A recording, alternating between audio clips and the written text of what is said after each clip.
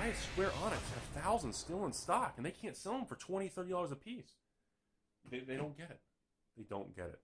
You know, and now people are like, Rudy, there's a new game. Something's flipping. This and that. Things are going to flip us. You know, buy it when it's new. Pre-order and flip it on eBay. Don't do any of that shit. The days for that kind of stuff are so long gone, it's hilarious, okay? Do not buy into that. Don't pre-order stuff. Why do you think these companies want you to pre-order?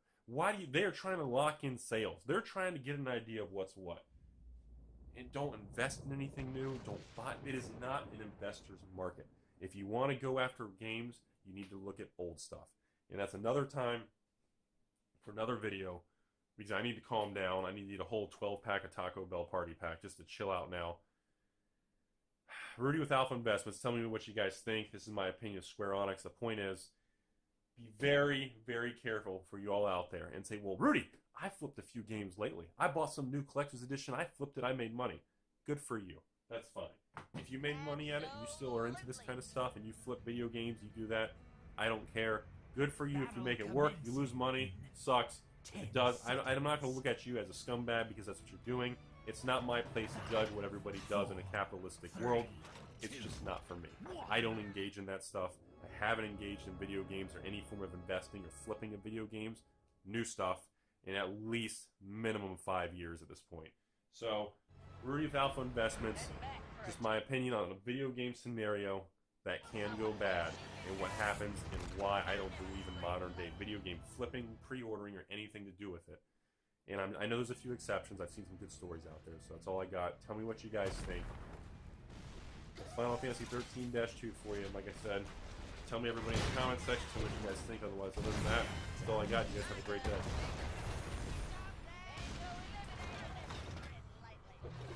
Will someone please shoot this guy?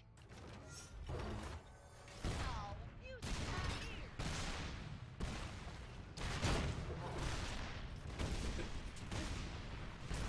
We're doing it.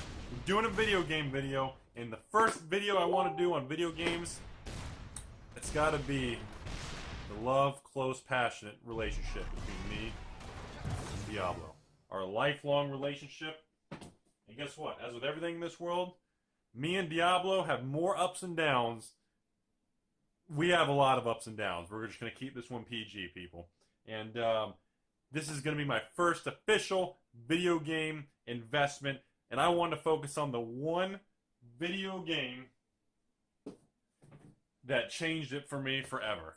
The world famous, the infamous Diablo 3 boom, bust, debacle. This shit's gonna be analyzed in business school, textbooks, the auction house, the real money auction house. This is oh my god, the case study that should be around this game and when it came out is just unlike anything I can even comprehend. And I've been trying to decide how I want to do this video. Do I want to focus on the video of just how I made money with the collector's editions? Or do I want to focus the video on I was so obsessed with the real money auction house with this game and making money and turning it into an empire? So, I think, I don't know, we'll see how it goes as far as time-wise and everything, but first things first. Diablo 3 was released 2012. The infamous May 2012. And when I heard there was going to be a regular version and a collector's edition, the very first thing I did was go, oh shit. There's going to be a $100, badass, high-quality, heavy, fancy collector's edition loaded with goodies. And you know what it reminded me of? It was the first thing I thought of? World of Warcraft Vanilla.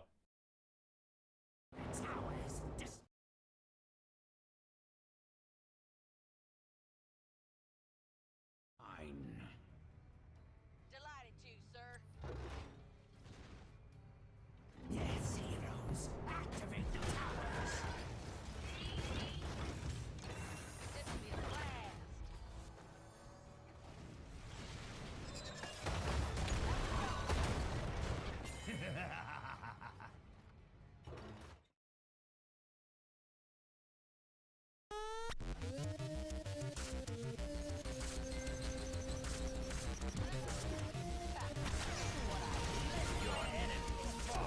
What's up, gamers? Dreamcast Guy here, reviewing today Neo. Long ago in ancient Japan, the land was often covered in blood. As clans fought against each other for power, territory, and honor, a new threat emerged. Demons have begun to show up in the realm, laying out their own path of murder and mayhem. In the middle of this terrible war, a hero named William arrives alone in this country with a quest. His mission is to track down a stolen guardian spirit, and he's going to kill anyone or anything that gets in his way. In recent years, developers have started experimenting with ultra-difficult styles of gameplay. Titles like Dark Souls or Lords of the Fallen essentially invented their own genre of slower, more careful combat mixed together with amazing bosses. Nioh certainly walks in these footsteps, and yet manages to make itself unique due to its shockingly deep sword-fighting mechanics. At no point during any battle can you ever relax, because with just a slightly wrong swing of your blade, you might die.